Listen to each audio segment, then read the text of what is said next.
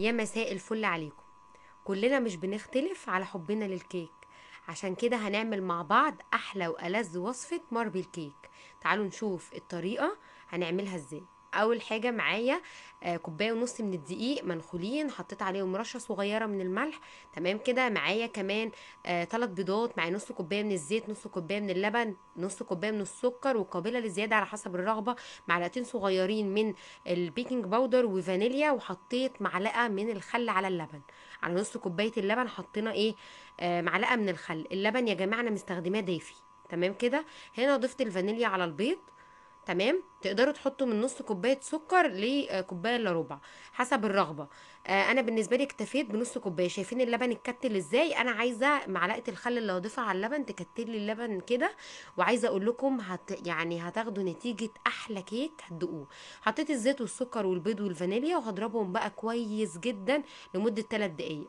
وضفنا كمان البيكنج باودر مع الدقيق والملح. وهسيب ايه الدقيق كده على جنب، كوبايه ونص من الدقيق. ومعايا كده نص كوبايه من اللبن. بعد الثلاث دقايق اللبن والخل اللي احنا حطيناهم على بعض هبتدي انزل بيه. شايفينه بقى مكتل ازاي؟ هو ده اللي انا عايزاه. هبتدي بقى اضربهم بعدها لمده 4 دقايق. كل ده في الخلاط، ما عملناش اي حاجه صعبه خالص. هنقلب كل المكونات الجافه مع بعض وننزل بالخليط السائل اللي احنا ضربناه. بس كده. هبتدي بقى اضربها بقى كويس جدا، طبعا بالراحه ومن اتجاه واحد. انا عشان مسرعه الفيديو فباين ان هو بسرعه. بالراحه خالص. عايزه اقول لكم ان نتيجه الكيك تحفه حلوه جدا جدا.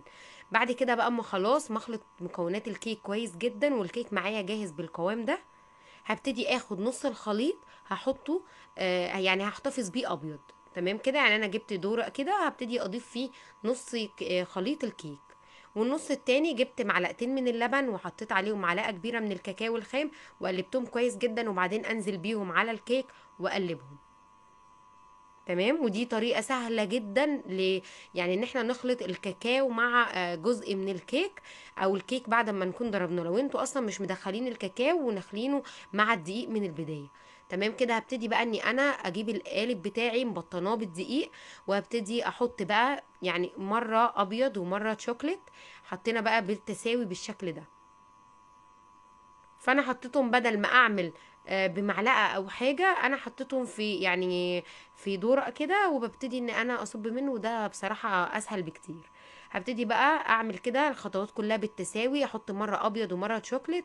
تمام. وطبعا في خلال الفتره دي انا مسخنه الفرن على درجه حراره 180. تمام كده. هبتدي اخلص بقى الكميه كلها اللي معايا. وكل اللي انا هعمله بعد ما اخلص المقدار كله ان انا هجيب استاكس. تمام كده. وهبتدي امشي، بس هعمل خط صغير كده في النص بس. عملنا خط بسيط جدا بس كده في نص الكيكه بس، ولا عملنا اي حاجه تاني. عشان هنعمل مع بعض الكيك هيطلع معاكم تحفه يا جماعه. هنا بعد بقى ما دخلت الكيكه في الفرن وطلعته برد تماما، هو خد معايا 35 دقيقه.